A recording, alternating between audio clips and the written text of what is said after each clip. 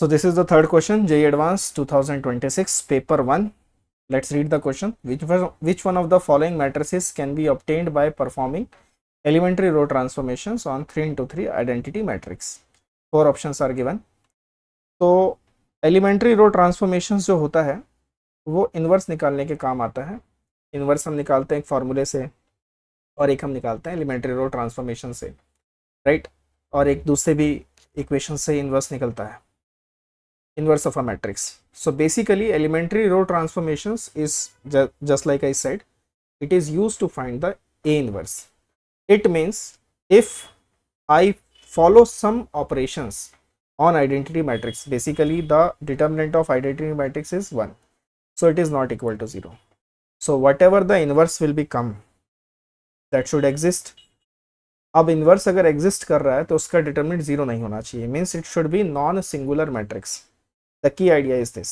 So whatever elementary row transformations I will perform on identity matrix to get inverse exist of a matrix, it means that the matrix should be non singular. तो पहला option तो reject हो जाएगा क्योंकि इसका तो determinant ही 0 है, सारे आइडेंटिकल हैं, so it will be 0. B, let's check. The determinant of B is how much coming? 1.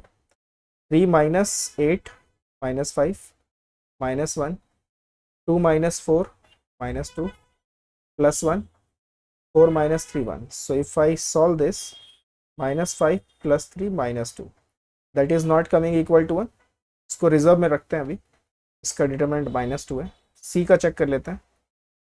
C will be 1. 24 minus 20, that is 4 minus 1. It will be 16 minus 8 8 plus 1, 10 minus 6 4. So this is coming 0. So इसका भी 0 है तो ये भी नहीं होगा, because inverse exist करना चाहिए तो डिटरमिनेंट 0 नहीं होगा. Now this is D. 1. 3 minus 4 minus 1 minus 1 minus 3 plus 1, this will be -2. So this is coming as again 0. So out of the 4 options, 3 options are getting the determinant as 0, means inverse will not exist, but B will be there. So my answer is option B. तो बहुत आसान था.